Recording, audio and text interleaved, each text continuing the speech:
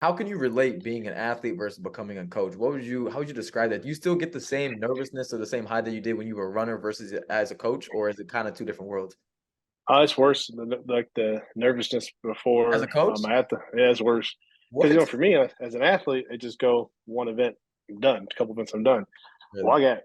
I got people with 3 heats of this, so the 800. I got 3 heats of the 600, all that type of stuff. So for every athlete, I'm invested into what I do, and so I get just as worked up. Sometimes I got to play music to calm myself down. And you guys don't probably know it, but internally, I'm going crazy just because I want to see you guys do well because I see the blood, sweat, and tears that you guys put into it. Um, and I want it just as bad for you as you want it for yourself. And sometimes that gets me in trouble because I want it more than other people do for themselves. But I get nervous before a lot of competitions. I think now I can control it better. No one ever knows. But more often than not, I'm pretty nervous. Man. But I can just control it better. As an athlete, I really never even see that. You always look like you're cool, calm, and collected, which actually is going to lead me into my next point. How do you become so personable, but at the same time applying the discipline as a coach when it comes to coaching your athletes? Because honestly, for me personally, you're one of the most chill, laid back coaches I have. I feel like I can go to practice. We can talk about shoes. We can talk about sports. We can talk about anything but track, but at the same time, we're still getting the work done. So for you, how do you have a good balance between play at work and then also work at your job? I think something I learned from my coach and other coaches I've kind of had is just having that connection with somebody because if you show who you really are, people will buy into that and they will really be connected to you. So it's not like I try to do that just to get to know you. This is who I am. But, like I think by getting to know you better, asking those questions about shoes and whatever, I see your passion. And so I know that passion is inside of you. That's why we connect because we have that same type of passion. We like shoes, but we also like to win. And I think for me, I just try to be myself, not to make this job or this title more than what it is. I tell people the man makes the title doesn't make the man. So for me, like me being a leader, it's how I present myself every single day. And getting to know you and just talking to you is like that's better, and that'll reach you more than just like coming in yelling at somebody. That's not gonna reach anybody. Because I lived in a house and I love my mom to death, but that woman yelled at me every single day, and I got to the point where I could just block it out and just do what I had to do to get by. So I look at that and I say, okay, what reached me? When people brought me to the side and say, hey, I think you should work on this. I had a coach my freshman year of basketball, and I was kind of, I rolled my ankle. It was the worst pain I've ever felt in my life at that time. And he kind of called me out about the event. He says, you can either be this or you can get back out there. And I'm not gonna say what this was, but I'll let you know that it questioned my manhood, and I got back out there. And so but I learned it's like he brought me to the side. He's like, I believe in you. I know that you're tough. Get back out there. And so I saw that as a way of talking it to my athletes and getting them to know like, hey, I care about you, but I need you to do X, Y, Z too. So it's just me being who I am. I don't think I try to do anything differently, but I try to like you said, I'm always cool, calm, and collected. I just try to be calm because in the moment of a meet that's going on, everyone's freaking out. I can tell athletes are freaking out, and because I know you so well, I know when you guys are nervous. I know when Garrett's pacing back and forth. That man he's in his head. He's thinking about lots of things, and so I got to be calm. I can't yell at him. I can't talk to him. I know that when you do this to me and you don't respond with a word, you're deep in your thought and you're a little bit nervous. And so it's like, just be calm. I've had athletes that didn't do so well in an event at a meet. And I know if I just crack a joke, they'll just relax and they'll run well. Like a girl I coached at Eastern, she didn't do well in the open four. Her event was a 400 hurdles. Her baby is a 400 hurdles. As she's walking out, and I don't know what made me do this. Honestly, if I was a guy, I just did, hey, what kind of forever to her real quick. And she started laughing. She goes out, wins a 400 hurdles. She goes, Coach, I just needed that moment with you. Like, I don't know how you knew to do that, but it was funny. And it just helped me so much before my race. So it just, I don't know, just, I was built, I guess. Man, so I know you came a really long way from talking to your older athletes, Julius Rivera, for example. Talking to him, he said Yeah. back in the day, things were pretty heated. Me and you even talked about situations in the past where you used to yell at your athletes, really get into them. So how did you end up maturing over the years? And it almost seems like as you were maturing, you were making more lateral moves in your job career too. Starting at, you started at Eastern as an assistant, then you got the head coach job at Illinois State, back to Eastern as a director, and now you're at Nebraska. Now you're contending for a national title within these next 3 to 4 years. So how can you talk about the growth when it comes to you as a coach and then also your position as well? Yeah, I think, first off, for the position, I've worked with some good people, people that have helped me and guided me in this back in world community is very small. And, so anytime you have some type of success, people are watching. And so they want to help you and see you grow if you're doing the right things, if you're a good person. So first, I have to give thanks to my head coach at Eastern, the guy I worked for at Illinois State, Jeff Bovey, and then just the AD at Eastern when I went back.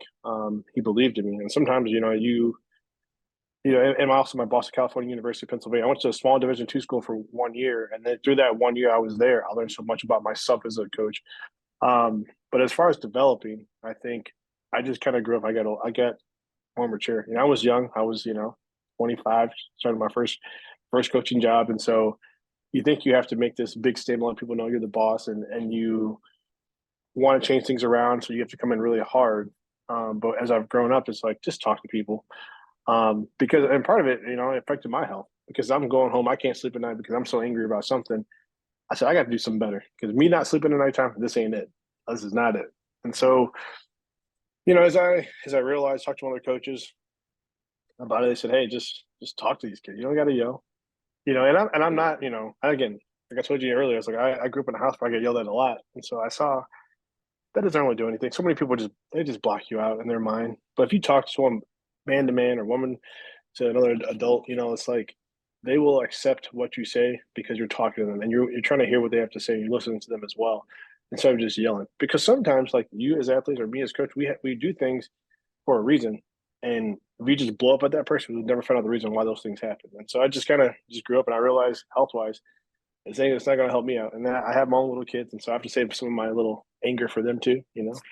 Um, but I just grew up, and I think it's better to communicate like that instead of getting all mad because it doesn't solve anything. That's what I kind of learned. And I used to hear coaches, some girls say, "Coach, you're so mean to us back in the day. You're so nice." And it's like that's not about being mean or nice. You guys needed that at that time. That's who I was at that time. But as you change, I change as well. It's just growth. Right. Right. Man, that's actually really cool to see. I mean, you've been in the game for so long, over 10 years. And a funny story actually for all the listeners out there. So Coach E, originally, I went to his junior day back in 2019 where I was thinking about going down to Eastern Illinois. That's the first time where I ever met Coach E. And so during COVID in 2020, we did a little Zoom call, potentially offering up a scholarship, but things got kind of lost in the dust with the whole COVID situation. So I never talked to him again. And then I decided to commit to Nebraska in spring of 2021. And then later, about 3 weeks, for a month after my commitment, Coach E announced that he was leaving leaving Eastern Illinois and then committing to Nebraska.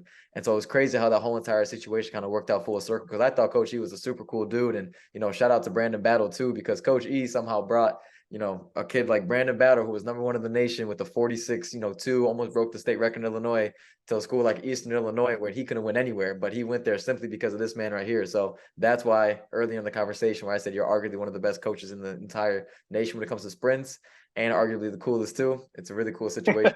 To be able to bring somebody in like that just off of personality, that's deep. So, Coach T, a question I got for you is, can you describe to me what the track and field world was like 10 years ago in like 2013, 2014, and then where you think it's going within these next 10 years and, the transition of track over these last 20?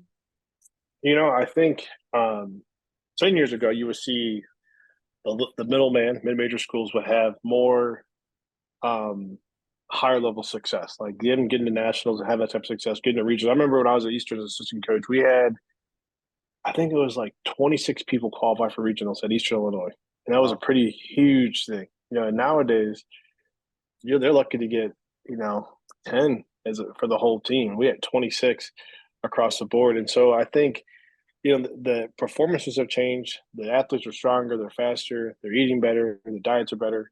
I would say the coaching, but people, it's funny. You call me Coach E now.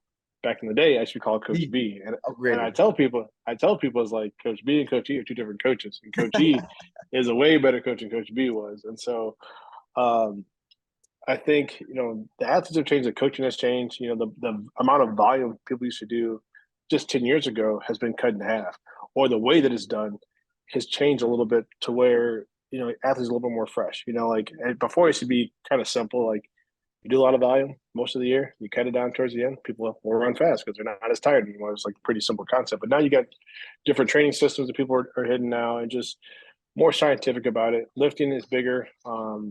Even I was telling people when I was a student athlete, we used to do a mile warm up some days before in college. I warm up every day as a sprinter. It was like a mile warm up for the first year or two. And I was like, man, this is terrible. Just little things like that. And I can only see it getting faster. I mean, this year we were on 38.91. We break the school record twice in the last 2 weeks of the year. The record that was 17 years old, which is, Nebraska's had some dogs come through these doors. And you look at, we're still second team All-Americans, but we're 15th in the country. Like 38.91 most years could have been the champion, could have been top three. And now you're talking about we're 15th. And you're looking at those things, you have 148. You have guys that were on the cusp of making nationals or being, top 12 or top 15. Now it's like 148. It's like, it's good, it's great. But we're not going to go to national. You're going to be top 15, top 20 of the region. And it's crazy. So I think it's only going to get faster. I think COVID did set some things back. So you got some people that are 26, 27 that are still running. There's a kid that won the 100 from Texas Tech this year, Courtney Lindsay. I remember recruiting him in high school. He was when I was at Illinois State. If I was at Illinois State, my last year was 2018. This is 2023, man. Like 26. Yeah, he's getting up there. But with this I think the super conference is coming.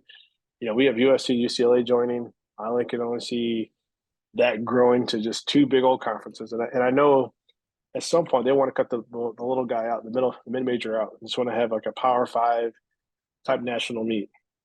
And so I see that happening soon. I don't know when, but it's coming now. And people are going to continue to get faster and faster. It's going to be crazy.